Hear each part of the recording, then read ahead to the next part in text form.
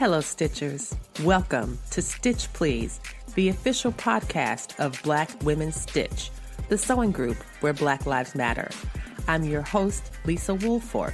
I'm a fourth-generation sewing enthusiast with more than 20 years of sewing experience. I am looking forward to today's conversation, so sit back, relax, and get ready to get your stitch together. Hi, everybody. Welcome to the Stitch Please podcast. I'm your host, Lisa Woolfork, and I am delighted to bring to you, to introduce Alexis Galloway from So Sweet Monogramming, So Sweet Academy, So Sweet, So Sweet. Thank you so much, Alexis, for being with us today. Alexis does machine embroidery, commercial machine embroidery, and works with the multi-needle machines. And I am very interested in those and learning more about those and to bring her to the Stitch Please family. Welcome, Alexis. Hey, thank you. And if you are a Patreon subscriber, you get the benefit of the video of our conversation, which, why are you not? If you're not a Patreon subscriber, why are you not? It's only $2 a month. And as I say all the time, you know I am worth way more than $2. Sign up for the Patreon and you get to see not just this video with Alexis looking fantastic with her embroidery nutrition facts sweatshirt and her fantastically and very clean looking embroidery studio. Like, it looks there's a reason that I film in this corner of the room every week, because I'm not about to be showing all of my studio to the peoples, because it's not suitable for that kind of viewing. But Alexis is in wonderful shape. So Alexis, welcome, and thank you for joining us today. Thank you for having me. So I wanted to get started with, can you tell me about your sewing story? When did sewing first come into your life? I think you said you learned from your mom? Mm-hmm. So I was born into sewing, basically. My mom sewed, and probably from the age of as young as I could sit on her lap and hand over hand, stitch, put things on. She was controlling the foot pedals and I was the one, just kind of maneuvering everything around. And it's never been a situation, how usually some people like to put everything up from the kids. I was always exposed to everything, the pins, all kind of stuff. I was able to play with the tools from very young. I just had a good knowledge of what everything was. And I grew up, she showed me how to make different things. I stitched all the way through middle school, and then high school, it was not as popular and not as cool to sew anymore. So I stopped, and I wish I hadn't, but when I had my daughter in 2007, I picked it back up probably the year after, because a coworker came in and she had an embroidery machine. And I was like, I could do that. Like, I could probably get it better too. So I came home, told my mom about it, just typical her. She went out, purchased an embroidery machine for all of us to use, me, her, and my sister. And I'm the one that took a special interest in it, started selling things to my coworkers, and just fell in love with it all over again, with the creative space. Here I go. It's such a beautiful story, Alexis. And I really like how you recognized your mother's invitation, right? That when from a small child, your earliest memories of sewing wasn't just, oh, go sit down somewhere, I'm trying to sew, or, don't touch this. And like you said, that's true that a lot of parents would keep sewing machines and sewing gear and scissors and pins and those kind of things away from children, right? Mm-hmm. My mother, for example, my poor mama, she had fabric scissors and she had paper scissors. And there's 3 girls, I'm the oldest of 3, and she would tie a piece of fabric to her scissors. Unfortunately, I never knew if the fabric meant those were the ones we were supposed to use for paper or the ones we weren't supposed to use for paper. I'll just say my mama had a whole lot of jacked up scissors because my sisters and I could not understand the system. And so for her, it was better to put all her stuff up, not that we wouldn't find it and be like, look what we found. Look at all this stuff in here. Did you know this stuff was in here? Exactly. It's just cool. And it's always so colorful and nice. And it's just cool. Yeah, my poor mama. Yeah, poor mama. And so your mom was like, I invite you to come in and play with this stuff. Like the beautiful vision of you as a toddler, as a small child, sitting on her lap while she controlled the needle going up and down the speed of the machine, but you got to guide the fabric through with your hands on top of her hands. That is a really beautiful image. And it just shows the way that sewing was incorporated into your life in from your earliest memories. Did she Mhm. make a lot of your clothes and those kinds of things, or did she sew Oh, for other people, or both? both. So she made a lot of my clothes. I don't know if you remember, but in the 80s, the patterns with the big fluffy Yes. shoulders and Yes. the high waist with the different colors. I love those. I think it was like Kingdom something. I can't even remember the name of the pattern. But my sister and I, she For would the Daisy sew Kingdom?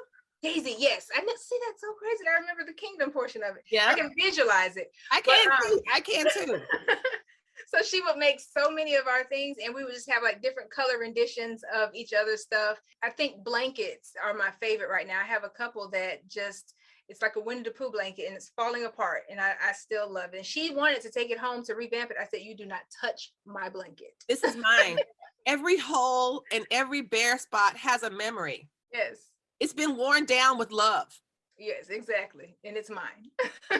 So when you decided then, like what occurred to get you to make the leap from, okay, I'll make things for coworkers. My mom got this machine for me and my sisters and her to use. I want to do more than just the occasional project here and there. I actually want to completely transform from working and having coworkers to owning my own business. How did you get from those two? That seems like a pretty far leap. So it is, especially, well, before I went full time in embroidery, I was a physical therapist assistant. And in my mind, there was no way I could replace my income. Like I couldn't see how that was possible, just crafting and doing this as a hobby. So I had a couple friends, and I would just tell them, well, I don't know. In the entrepreneurial space, I had friends that were there, and I would just say, I don't think I could just really make money off this. I mean, I do things, I sell it here and there, but I don't think this is like a real career. And they're like, you could teach this. I'm like, okay, that sounds fun, but who knows? And I got laid off from, I was doing home health physical therapy. I love the profession. I actually, if I have to be honest, I miss it. And my mom's therapist came the other day to help rehab her knee. And she came back the next day and said, I think you really should consider working for us. I was like, no. I But did that before. How about I work for my own mama here at the house? right. How about I do that instead? Right. So I just, when I got laid off, all the Medicare changes and the cuts with home health, and that was in 2019. So perfect God planned timing. Wow. Because by the time unemployment ran out, like I'm telling you all my business, but by the time unemployment ran out, the world shut down and I couldn't go to work anyway. So I was like, let me just, and I had already opened the academy. I was doing that So Sweet Academy. I was doing that while I was working, and I was just feeling so overwhelmed. I could tell my heart was not in, even though I loved therapy, my Yes. heart was not necessarily in therapy anymore. Yes. I was getting burnt out. So the timing was just right. And I opened the academy. I wanted to have more time to spend with my academy members and just really plan things out. So that transition, God made that transition for me, and I just was obedient. That it's so funny because the name of your academy, So Sweet Academy, where did that name come from? What can you talk about So Sweet? Because when I hear So Sweet, I'm thinking like, things that are sweet, like, sweet little, cute little tweed little hearts and little animals with little button eyes, really cute, sweet things. But what you're talking about is not sweet. What you're No, talking about is, so like, tell me about the name, So Sweet. This is my second favorite story to tell when it comes to my business, because when I first started, I was making items I was doing baby, I love baby items. So I was doing bibs, burp cloths, onesies, and I would construct them into the shape of sweets. So the burp cloths were cupcakes, the onesies and the bibs, I would roll them up as candy. I think I might have one in the closet, I can't remember, but as candy, and I would put ribbons and stuff on it. So I was like, oh, okay, that's cute. So one day I was in my kitchen, and I was operating without a name. I didn't know what I was going to do. I prayed about it. Any move I need to make, I pray about it. And I was just sitting there. I was just walking around, washing my dishes in my kitchen. And the words "so sweet" just came to me. And I said it. I said, "So sweet."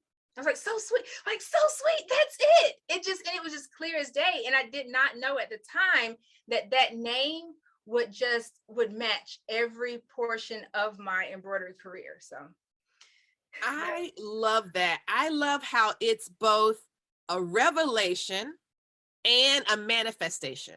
mhm, It's a revelation because it was revealed to you while you were just in the midst of your regular activities, right? You had prayed about it, you had thought about it, it was percolating in the back of your mind, and then the name was revealed to you. It just came to you. So, mhm, but it's also a manifestation.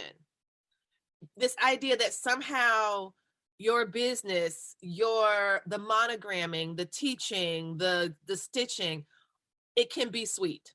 It does not have to be bitter. It does not have to be sour. It does not have to be difficult. It can be sweet as well. And it right. can be joyful and pleasurable. And that's absolutely what I love about your name and about that story, because what it announces that this is going to be something that you would enjoy, Mhm, even though the process behind it was not enjoyable. exactly. Not always. Not always, not always. Can you talk about some of the challenges in the growth of your business? You said you were able to start off with what was the first embroidery machine that your mother got when she got that machine that for all three of you all to share? Was it a standard? Because I think that some folks need to understand the difference between the different types of embroidery machines. Mhm. What type was it that she bought? So it was a PE 680D. And So it's a brother. Is that the single needle brother? it's a brother. It looked a lot like the 770, but it was the Disney edition. So it had Disney characters built in. Yes. It's a lot. I compare it to stitching while playing Tetris, because those little dots and little pixelated things, you don't know what you're about to stitch out. Oh, so That taught me a so the lot. way that I have seen, of course, the Brother PE. This is a machine that's very, very popular, y'all. That you know how we all are familiar with the way that sewing machine companies name and rank their machines. They start with, Bernina does it with numbers and letters. Baby Lock does it with names. I think Janome might do names as well, but it might start with a basic machine that has very few features. And then as you go up the hierarchy, you end up with machines that have Wi-Fi, Bluetooth, USB connectivity. And these are still all single machines, y'all, okay? And so what Alexis is describing is kind of like a single needle, smaller, lower end, but it was a 4x4 hoop. Was that the max? This one was the 5x7. A 5x7. So the smallest ones had like a 4x4 maximum range of embroidery, 4x4 inches. And then the next ones up go to 5x7, and then some go to 8x10, and they go to 9x12. Like they get bigger and bigger, but they're still single. The benefit of this brother machine that people loved was the Disney in it, because it is impossible, I would say, to stitch out Disney designs that are legit without Disney's legit authorization. And you know who else did that? I don't know if it was Brother or maybe I think it might have been Baby Lock that had Laura Ashley designs built in. So certain machines will have, and who does, I think Bernina has Tula Pink designs built in now. So like all these different companies will develop relationships with brands to stitch out their designs. Do you remember stitching out a bunch of designs when you first got your Disney machine? So the funny thing is, I wanted the Disney brand so bad because my daughter thought she was a Disney character. And I wanted, I got so tired of listening to hot dog, hot diggity dog. Oh my gosh. The funny thing is, I think I stitched the Disney design that came with the machine one time. Wow. One time. I got a couple of the other programs that went with it, like for fonts and stuff. That was my main thing. I wanted to be able to do fonts and cute names. I took a big liking to applique. So Yes. the applique didn't come on the machine at the time. They may have some now, but I would go on Etsy or some of these different websites that have the digitizers that have a whole library of it, and I would just download and do from there. But yeah, I rarely used what was on there, to be honest, but it was nonetheless still an awesome machine. It was an awesome machine. Yeah. And it's a great starter machine. A lot of people start with it, and embroidery can be very expensive. And so it can be good to kind of start small just to see if you like it. And it turns out you liked it. So when did you decide to make the leap from the single needle brother to something that you had to approach very differently? I guess the commercial multi-needle embroidery machines that these look, oh look, there's one right behind us, y'all, right behind Alexis. And if you're a Patreon subscriber, you get to see it. And if you're not a Patreon subscriber, why don't you look in your couch and find $2 and send it to me?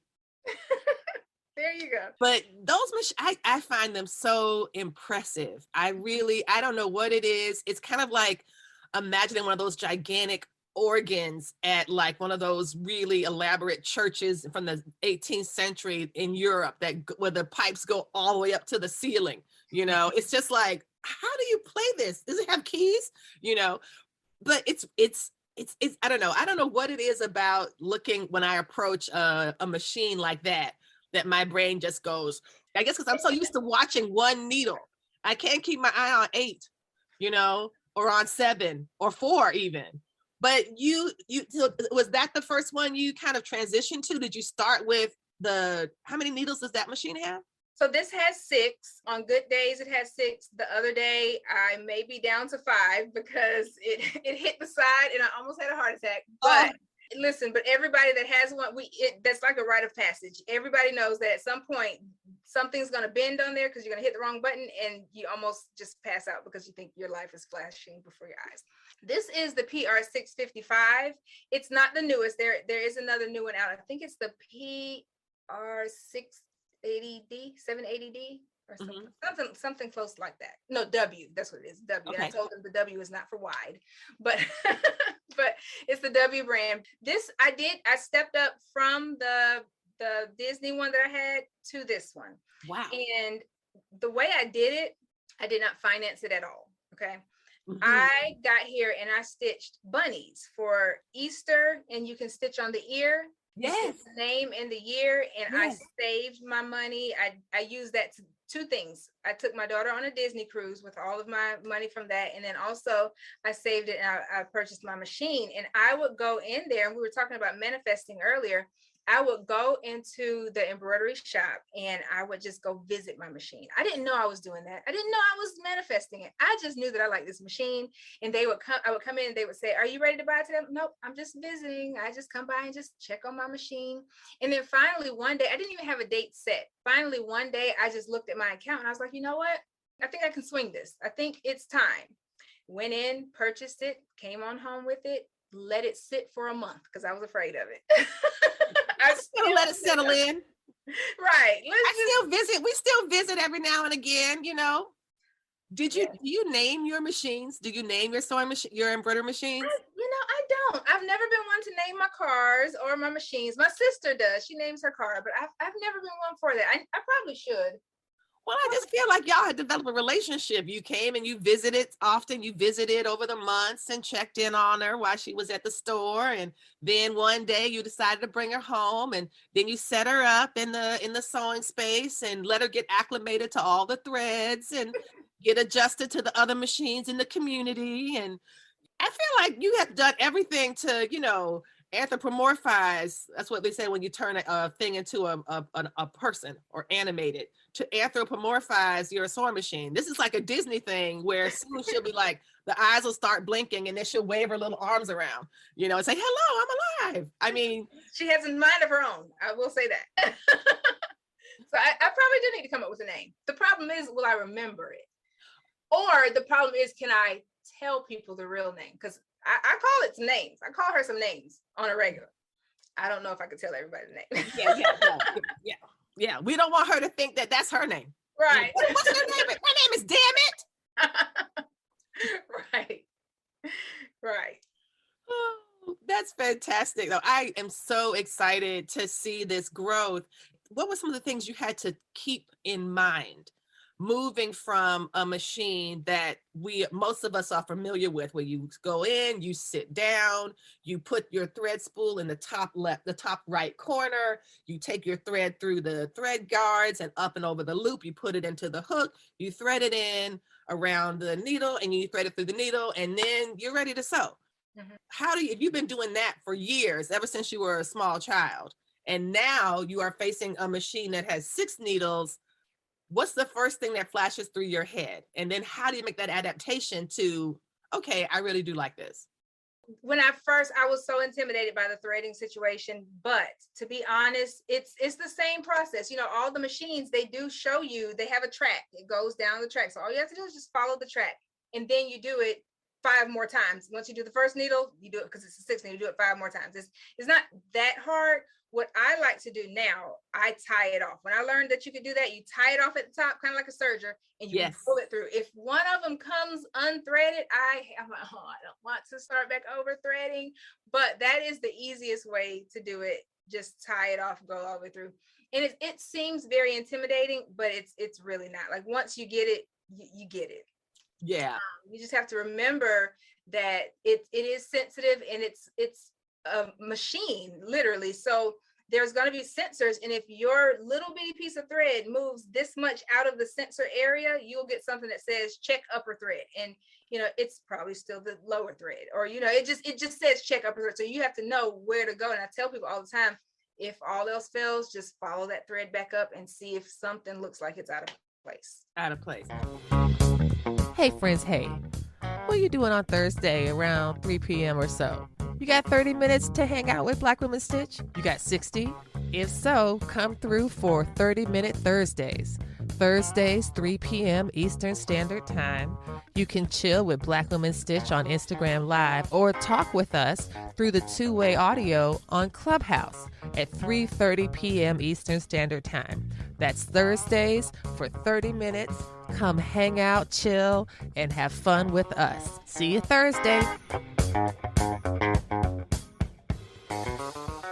I also am excited to note that your machine will tell you what is wrong. Kinda. It'll tell you something is wrong.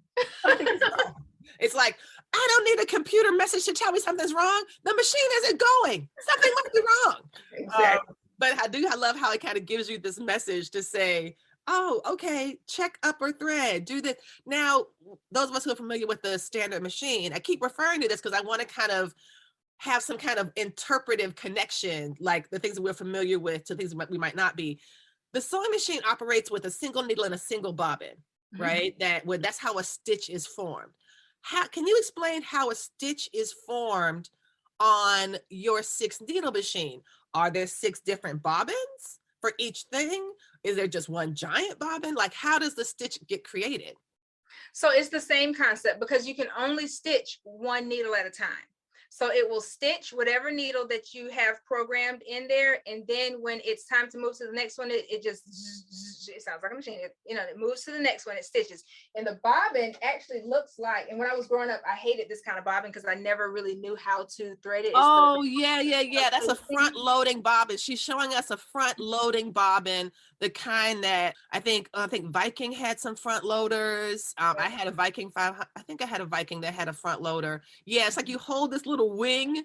It's like a car door, and then you slide it on there. But yeah, so that took a little getting used to, but I mean, it's the same thing. It's one bobbin. The thing I like about this one, when I learned, when I started getting into new things with the multi-needle, it's magnetic, and it uses it all the way down to like nothing. I'm almost done with this one. Wow. But it uses it all the way down to nothing, and it just pops right in there. If you're close enough, you can hear it click. And it's super easy, but it goes on it's the same thing as a regular sewing machine. It does the locking stitches and all the the things that hold the stitches in place if you were to slow it down and look at it. But it's not, to be honest, it's not much different from a sewing machine, because it does the running stitches, it does the satin stitches, it does all that. And the funny thing is, with my sewing machine, I think it might be a Kenmore. I don't know if it's even in, but there's nothing computerized about it, and I love it. I do not want a computerized sewing machine. My mom has a ton of sewing machines, and I love my plain. Just you push the lever and it goes. It's like what is what is this sewing machine? Does it tie off? Nope. Does it knot the threads? Nope. Does it automatically backstitch? Nope. What does it do? It sews a gorgeous and strong straight stitch. That is what it does. And the only button I have is I can flip the switch to turn it on and flip the switch to turn it off. That's all it does. Never had problems with it. Oh, that's fantastic. Oh, I love that. I love it. I was thinking about the hooping. There's so many things that you can stitch on a machine like that. What is some of what can you identify something really like one of the most outlandish or unexpected things that you have embroidered for someone? Like, oh, I don't want to put this on. I want a boot, or I want a hat, or I want a barbecue grill cover. I mean, I don't know what people might want to bring to you to have embroidered. Do you do those kind of challenging things? I'm crazy because I feel like people come to me with the most random things and I just take it on as a challenge. So if I have to think about the most random things, I can think of two. The first one was a Bible. And I was like, okay, we're really going to say a prayer before we do this. And I was at the mall. I wasn't even at home in the comfort of my own home. I was at a vendor event right outside of Barnes and Noble. It was around Christmas time and he wanted it as a gift. He wanted it embroidered. So me knowing, I tell everybody all the time, just know the basic rules. If you're going to do a book or something like that, if it's leather, as long as it's not a hard binding, you can do it. Just know those simple rules. I tried it. I said, well, what if I mess this up? He said, well, then I'll just go buy another Bible. I'm like, you want me to buy another Bible? I mean, what's going on? You said you would buy another Bible. I just want to make sure you said you, sir. Right, you. Right. Okay. So it went well. I stitched on it. It was the name and everything. It was a well-made leather Bible. So I suggest if you're going to stitch on a Bible, do leather. Yes. The next thing that I did was on luggage. I did my logo on it wasn't even a carry-on. It was a checked luggage bag, huge. I had to stand here, literally right here, and I had to hold the other side of it while it's stitched. And I used specialized hoops. It might have been this one right here. These are Hoop Tech clamps, and I just clamped it on there, stitched it, and that's the most. So like I'm imagining like a bag, and like you zip down the compartment, you open that compartment, and is that the part you stitched on? Mm-hmm. So that front pocket area, it was like the top. You know how you have carry-ons is the top pocket, and then there's the bottom one. Yeah, I did that top one, but I still had to hold the whole luggage piece and help it move. Wow. I would have absolutely made that a patch. I didn't know how to do patches, and I would have stuck it on with safety pins because I would not have wanted to sew that onto the machine. So mine would have looked quite jacked up. Yeah, quite bad. That is exciting. I was wondering about your academy, and if you could talk a little bit about what it meant to shift from, in addition to doing like the bunnies that were able to buy you the machine and a vacation for your child. Like, that's fantastic. I love to hear it. What was the shift like from doing this all yourself to teaching people how to do it? So it was fairly, I want to say fairly easy, the teaching portion, the showing people what I do. Now the structure is what came hard for me because I'm not always a structured person. This comes super easy to me. So where I had to slow down, I had to realize it doesn't come easy to everyone, and they're going to need more instruction. They're going to need more backstory and more why. I'm adventurous when it comes to stitching, obviously, due to the stories that I just told you about what I stitched on. And I had to find out that everybody isn't going to say, oh, I can take on this strange project and I can take on a million projects at one time. So I just had to change my way of thinking and break it down.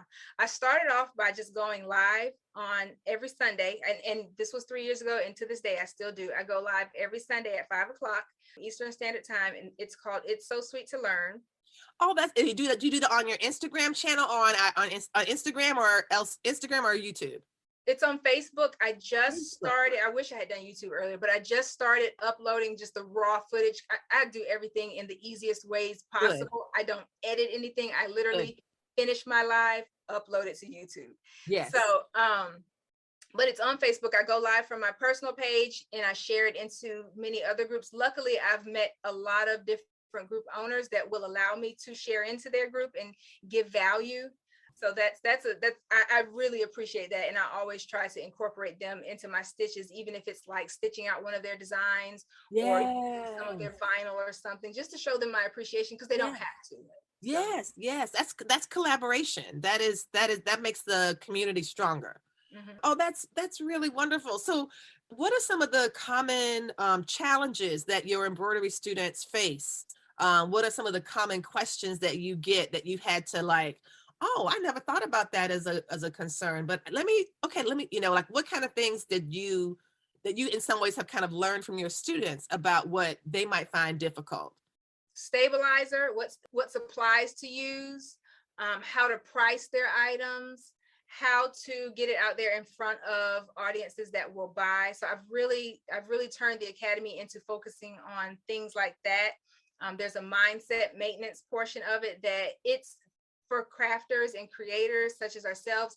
For some odd reason, we have the hardest time charging for what we do because we know how much time it takes. We know we kind of know the value of it. But when it comes to giving or selling it, we retract into some little, oh, I don't know if I should charge you. Right. Or people aren't going to pay as much as it takes to do this, or I had fun doing this, so this I shouldn't charge a lot. Right.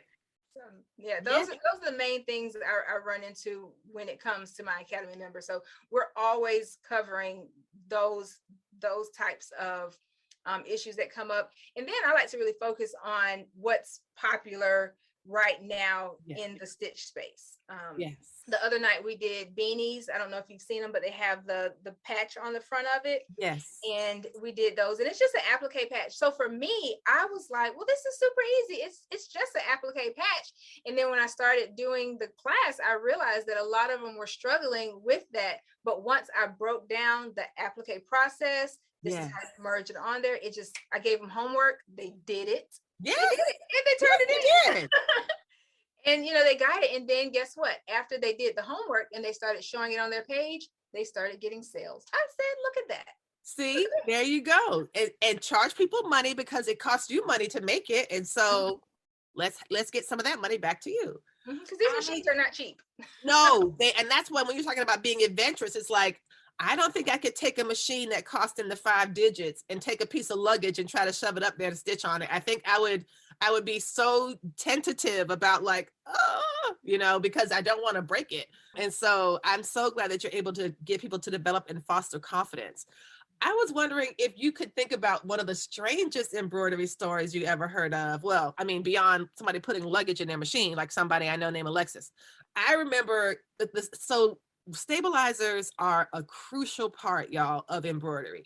That a stabilizer is the foundation for your design.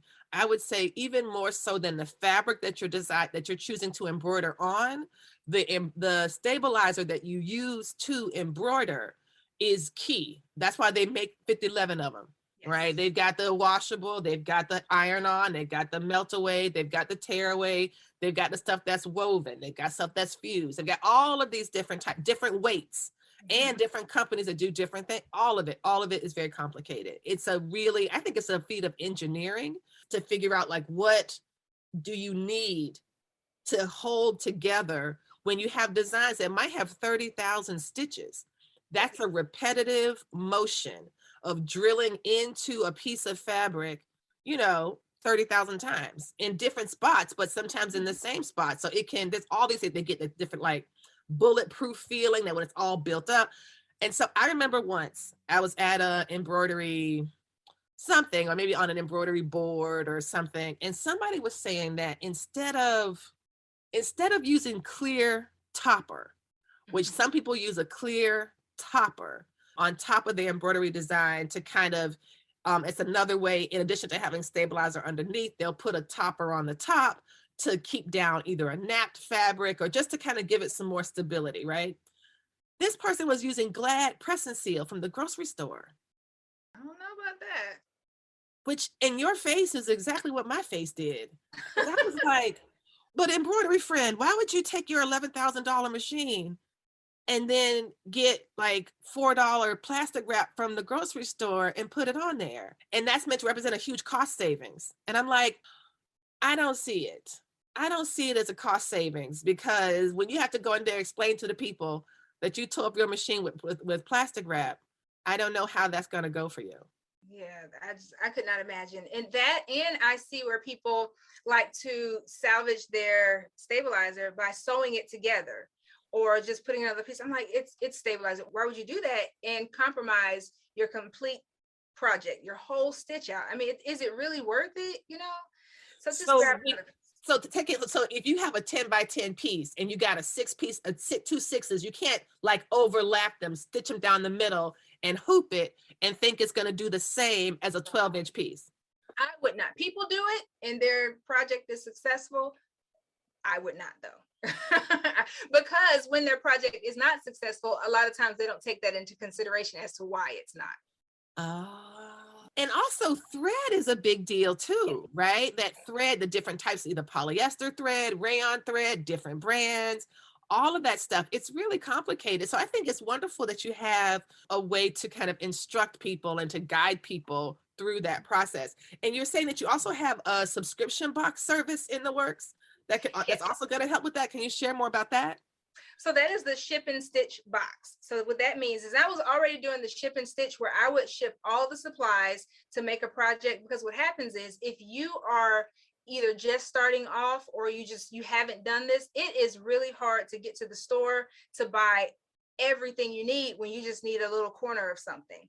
Or sometimes people may live in an area that don't have access to it, but they want to try it before they go out and buy it in bulk or just, purchase it. So I would just go and cut them the exact piece of stabilizer they needed, the exact piece of, like when we did patches, I would cut them the exact kind of twill so that I could control the stitch when we got on camera to do it all together. Because the way it happens, I send you everything and that's not it. You don't just get it and follow instructions. We hop on Zoom and we stitch it out. And I have a motto. It's like no stitcher left behind during the project. There's been plenty of times where someone has started a project and halfway through I look at the screen and I'm like, you're not stitching anymore? What's going on? Oh, my machine started messing up. And I'm like, well, no, we're going to get through this.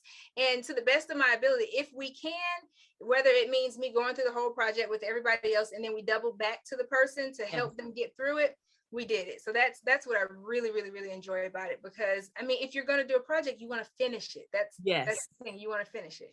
You want to finish it. Yes. So when it's now, instead of just doing the one-offs, I'm transitioning to the subscription model where you will get, it'll be more like a premium box. So it won't just be the supplies. You may get something nice like a cup or this is a gorgeous water bottle, y'all, with embroidery facts on it. This is fantastic. Love. So anything that has to do with embroidery or sewing, you'll get just some kind of fun goodie in it along with your supplies each month. And it'll come with a replay. It'll just be a whole experience around it. Oh, that is amazing. Wow, Alexis, thank you so much for sharing all this with us today. We are going to have to wrap up, but before we do, I want to ask you, the slogan for the Stitch Please podcast is that we will help you get your stitch together. What advice would you offer to our listeners to help them get their stitch together? Be consistent.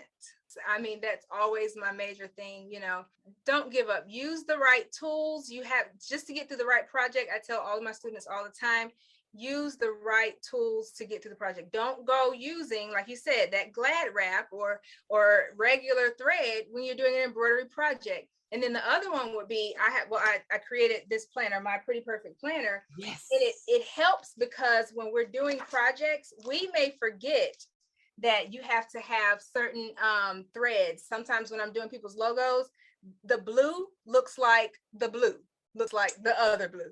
So if I write down the exact Floriani blue and the color and the name, I can go back and save so much time by just knowing these are the colors that I need. I can write notes about it. I draw a little picture in it.